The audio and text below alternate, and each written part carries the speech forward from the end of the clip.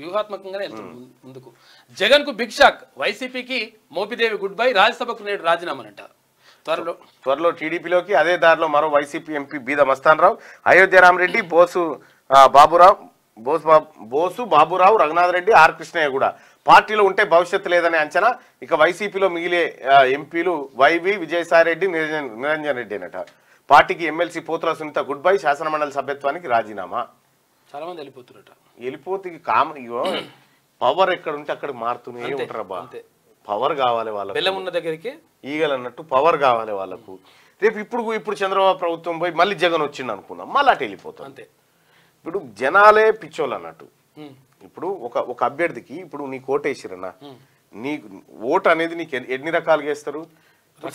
Suppose నీకు Congress party ticket ఇచ్చింది అనుకుందాం, టికెట్ ఇస్తే నువ్వు నిలబడ్డావు, నీ వ్యక్తిత్వానికి కొన్ని ఓట్లు పడతాయి, నీ పార్టీని చూసి సింబల్ చూసి కొన్ని ఓట్లు పడతాయి, పార్టీ సిద్ధాంతాలు మేనిఫెస్టో చూసి ఓట్లు పడతాయి, స్థానికత, కులం, మన్ను మషడం అన్ని యాంగిల్స్ వస్తాయి.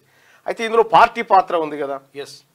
మరి నేను పార్టీ నచ్చి నువ్వు ఆ పార్టీ అభ్యర్థి అని నీకు ఓటేసిన, ఓటేస్తే నువ్వు పోయి ఇంకో పార్టీలో చేరితే మరి నా ఓటు నేను వాపస్ తీసుకోవాలి కదా. అందుకే రైట్ టు రీకాల్ ఉండాలని చెప్తా ఉన్నా. అందరికీ శరార్థులు. పెన్నుతో మీకు మంచి సోపతుందా? తెలంగాణ యాసలో ముచ్చట్లు రాయడం మీకు తెలుసా? మీలాంటోళ్ళని ఎత్తుకుతుంది మా క్యూ న్యూస్. మరి ఆలస్యం చేయకుండా మాకు ఫోన్ చేయండి. 8688892608. లైక్ చేయండి.